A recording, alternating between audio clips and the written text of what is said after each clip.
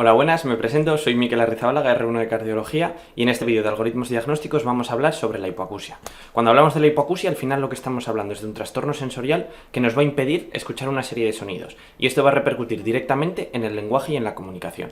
A grosso modo, el oído se divide en tres partes. Tenemos el oído externo, hasta el tímpano, el oído medio con la cadena de huesecillos y el oído interno, con la cóclea, que va a ser la encargada de recibir esas vibraciones y transformarlas en impulsos nerviosos que llevará al sistema nervioso central. Amplificándolo un poquillo más, el oído externo se divide a su vez en el pabellón auricular y en el conducto auditivo externo. Los dos tercios iniciales son cartilaginosos y el tercio final es óseo. La principal función del oído externo es recibir las vibraciones, amplificarlas y transmitirlo hacia el interior. Entre la cadena de huesecillos y el conducto auditivo externo tenemos el tímpano, que es una membrana cuya función es vibrar con esas vibraciones que vienen del conducto auditivo externo y transmitir esas vibraciones a la cadena de huesecillos. Pues bien, el tímpano a su vez está dividida en una pars tensa, que es la mayoría del tímpano y es la parte inferior, y una pars flácida, que es la parte superior. Se llama así porque histológicamente tiene menos capas y es más frágil. Entonces esto favorece que pueda imaginarse, y aquí es donde se producen los colesteatomas. Pues bien, en el oído medio lo que vamos a tener es la cadena huesecillos, que está formada por el martillo, que es lo que articula con el tímpano, este articula con el yunque y finalmente este articula con el estribo. Que el estribo, su principal función va a ser transmitir esas vibraciones a la ventana oval del oído interno. Por otra parte, el oído interno tiene una parte externa, que es el laberinto óseo, que es donde se encuentra la perilinfa, y una parte interna, que es el laberinto membranoso, que es donde está la endolinfa. El oído interno, a su vez, se subdivide en dos partes. La parte anterior, que se va a encargar de la audición. Es donde encontramos la cóclea, como vemos aquí. Esta cóclea, histológicamente, lo más característico es que tiene el órgano de Corti, que es el encargado de recibir esas vibraciones y transformarla en impulso nervioso. Por otra parte, el oído interno tiene la parte posterior, que va a ser la encargada del equilibrio, y está formada por los conductos semicirculares, por el sáculo y por el utrículo. Pues bien, un aspecto que ayuda bastante a orientar las hipoacusias es el entender que las lesiones que afecten al oído externo y al oído medio lo que nos van a alterar es la transmisión del sonido, porque la principal función de estas dos partes es transmitir esas vibraciones al interior. Por el contrario, cuando se lesione el oído interno, lo que vamos a tener es una hipoacusia de percepción. ¿Por qué? Porque aunque le llegan esas vibraciones, el oído interno no es capaz de generar impulsos nerviosos y de mandarlos al sistema nervioso central. Por tanto, no las percibimos. Un aspecto que también ayuda mucho, sobre todo de cara a las preguntas, es entender las diferentes pruebas que se utilizan cuando un paciente tiene hipoacusia. Dos de las que ponen casi siempre son el Weber y el Rhine. El Weber y el Rhine para lo que nos van a servir es para enfocar si esa hipoacusia que tiene el paciente es de transmisión o de percepción, pero nunca nos va a decir el grado de hipoacusia que tiene el paciente. El Weber, ¿en qué consiste? Se pone el diapasón en el centro de la frente y tendría que escucharlo por igual en ambos oídos. Si oye más por el lado enfermo, diremos que es una hipoacusia de transmisión, y si oye más por el lado sano, diremos que es de percepción.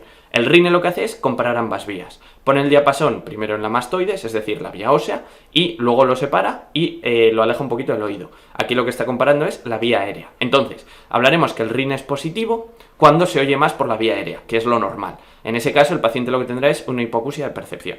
Por el contrario, diremos que el Rhine es negativo cuando oye más por la vía ósea. Entonces diremos que es una hipoacusia de transmisión. Como os decía, el Rhine y el Weber no van a permitirnos valorar cuál es el grado de hipoacusia del paciente. Eso lo utilizamos con la audiometría.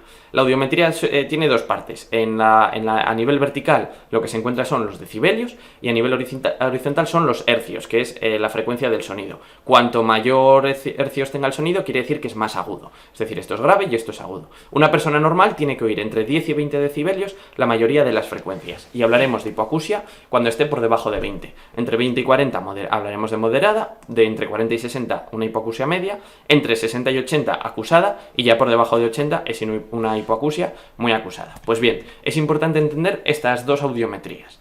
Cuando hay una hipoacusia de transmisión, lo que ocurre es que al oído interno no le está llegando las vibraciones. Por tanto, lo que desciende es la vía aérea, que es la encargada de transmitir el sonido. Pero si nosotros estimulamos directamente el oído interno, como está bien, sí que lo detecta. Por tanto, el oído interno no está alterado. Por el contrario, cuando hay una hipoacusia de percepción, es decir, el oído interno está dañado, da igual cómo le llega el sonido, que no va a oír ni por la vía aérea ni por la vía ósea directamente, porque lo que está dañado es la parte encargada de procesar esa información. Por tanto, en la hipoacusia de percepción lo característico es que descienden las dos de golpe. Un poquito cuál es el esquema diagnóstico cuando un paciente venga con hipoacusia. Lo primero es ver si es unilateral o bilateral. Lo siguiente será mirar el conducto auditivo externo y el tímpano para ver si es normal o no. Y por último, toda esta serie de pruebas que hemos dicho de Rine, Weber y la audiometría. Pues bien, aquí tenemos el algoritmo diagnóstico, vamos poco a poco. Si nos viene un paciente que lo que tiene es una hipoacusia unilateral, lo siguiente que tenemos que ver es si el oído es patológico o el oído es normal. En caso de ser patológico, tenemos 3 entidades muy frecuentes y muy preguntadas en el MIR, que es el tapón de cera, la otitis media y el colesteatoma. Pues bien, el tapón de cera no es algo muy preguntado, pero es algo muy frecuente que debemos de conocer. La cera se produce en el tercio externo del conducto auditivo externo y está favorecido en aquellas personas que tienen conductos auditivos estrechos o que usan bastoncillos.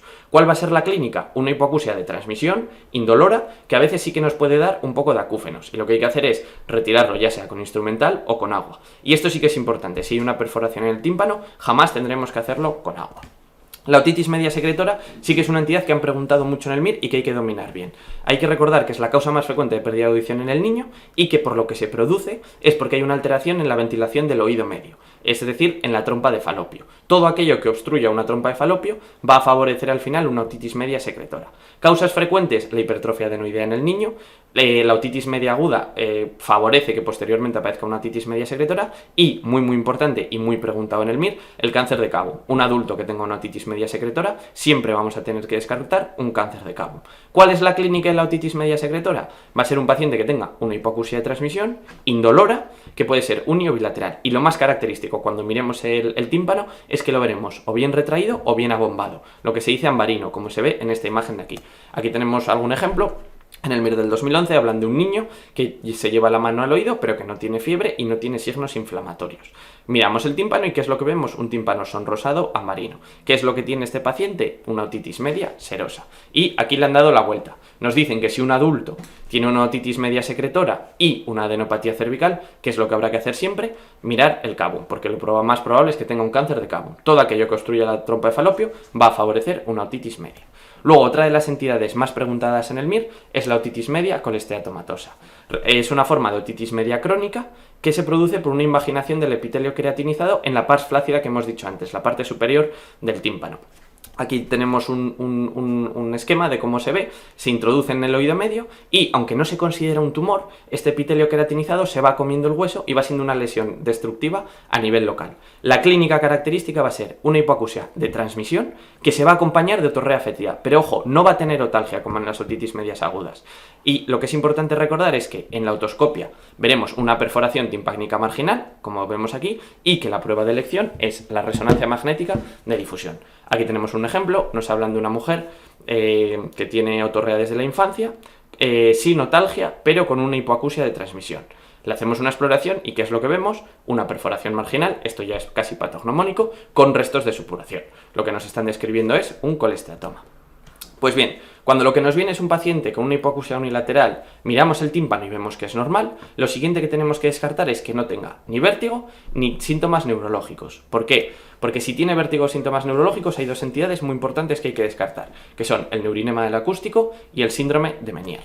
El neurinoma del acústico, acordaros que es el tumor más frecuente del ángulo pontocerebeloso, pero que ni es neurinoma, porque es un schwannoma, ni es del acústico, porque lo más frecuente es que sea vestibular. Pues bien, clínicamente depende de cómo va evolucionando el tamaño. Inicialmente solo nos da una fase auditiva, que es una hipoacusia de percepción, y esto hay que grabárselo a fuego. Una hipoacusia de percepción unilateral en un paciente mayor, siempre hay que sospechar un neurinema del acústico. Luego, según va creciendo, puede ir comprimiendo una serie de pares craneales, que es lo que se llama la fase neurológica, sobre todo el facial y el trigémino, y ya cuando es muy grande podría llegar a darnos una fase de hipertensión intracraneal. Pero el aspecto clave es ese, una hipoacusia de percepción en un adulto, siempre tenemos que sospechar un neurinoma del acústico y realizar una resonancia con gadolinio, que es la prueba de elección. Aquí tenemos un ejemplo en el MIR del 2008, tenemos un paciente de 58 años con una hipoacusia progresiva que además asocia algo de inestabilidad y acúfenos, y nos dicen que el tímpano es normal. ¿Qué es lo que hay que sospechar ante una hipoacusia de percepción en un adulto? Siempre un neurinoma y habrá que hacer una resonancia. Luego, aquí tenemos el resumen, el neurinoma del acústico, hipoacusia de transmisión, es el tumor más frecuente del ángulo pontocerebeloso. Luego, la otra patología que hemos dicho que también nos puede dar una hipoacusia unilateral es el síndrome de Meniere. Aquí tenemos un ejemplo, nos hablan de una mujer de 56 años que tiene vértigo rotatorio de 2-3 horas junto con acúfenos e hipoacusia. ¿Qué es lo que tendremos que sospechar? Una enfermedad de Meniere. se da esa triada característica: vértigo, acúfenos e hipoacusia de transmisión. Pues bien, si lo que tenemos es un paciente con una hipoacusia unilateral, que el oído es normal, pero que no tiene síntomas neurológicos, nos tendríamos que ir a otras entidades. Puede ser un neurinoma acústico, como hemos dicho antes, en fases iniciales, que lo único que nos da es la hipoacusia, o otras entidades hoy en día más raras, como la parotiditis. Cuando lo que tenemos es una hipoacusia bilateral, tenemos que seguir el mismo esquema que hemos seguido hasta ahora. Primero ver cómo está el tímpano, si es patológico o es normal. En caso de ser patológico, son las patologías que hemos comentado antes, porque también pueden ser bilaterales. El tapón de cera, que es frecuente que esté en ambos oídos, o la otitis media. Recordad la importancia de, en un adulto, una otitis media, hay que descartar un cáncer de cabo. Luego, si lo que tenemos es una hipoacusia bilateral con una otoscopia normal, nos vamos a las pruebas que hemos estado comentando antes. Si tenemos un RINE negativo, es decir, una hipoacusia de transmisión, la entidad más preguntada y más frecuente es una otoesclerosis. Acordaros que la otoesclerosis es la causa más frecuente de hipoacusia de transmisión en adultos, porque se transmite autosómica dominante, es típico en mujeres entre la tercera y la quinta década y se produce por una anquilosis estapediovestibular, justo de donde se tiene que transmitir a la ventana oval el sonido. ¿Cuál va a ser la clínica de la autoesclerosis? Va a ser una hipoacusia de transmisión progresiva y bilateral, aunque es frecuente que sea asimétrica. Primero pierden audición por un oído y luego por otro, y, como hemos dicho, el tímpano va a ser normal. En la audiometría es muy característica la cuña de Carhart, que se produce en estas frecuencias, y el tratamiento va a ser la estapedectomía. Aquí tenemos un ejemplo. Nos hablan de una mujer que tiene una hipoacusia derecha con un RINE negativo en el lado derecho, es decir, una hipoacusia de transmisión derecha, con otoscopia normal, que es lo que vamos a tener que descartar siempre, una otoesclerosis, como hemos dicho. Y luego, si lo que tenemos es una hipoacusia bilateral con una otoscopia normal, pero el RINE es positivo, es decir, lo que tenemos es una hipoacusia de percepción, tenemos otras entidades. La más frecuente y la más importante, la presbiacusia, pero tenemos otras como puede ser el traumatismo acústico o la toxicidad por fármacos, especialmente los aminoglucósidos. Pues bien, la presbiacusia es la causa más frecuente de hipoacusia de sordera de percepción. Es especialmente frecuente en personas mayores de 60 años y más para los tonos agudos. De lo que se van a quejar es de una hipoacusia de percepción bilateral y simétrica, con un tímpano totalmente normal. ¿Cuál es el tratamiento? Poner prótesis auditivas y, en algunos casos concretos, plantear un implante coclear. Aquí tenemos un ejemplo, nos hablan de un paciente de 68 años que tiene una hipoacusia bilateral y que dice que oye, pero que no entiende. Y lo que vemos es una hipoacusia neurosensorial casi simétrica, más marcada para los tonos agudos. ¿Qué es lo que tenemos? Una presbiacusia. Pues bien, aquí os dejo el algoritmo diagnóstico, unilateral, bilateral, la importancia de ver cómo está el fondo y el tímpano, y posteriormente las pruebas del RINE, Weber, e ir localizándolo. Así que bueno, espero que os sirva y un abrazo muy fuerte a todos.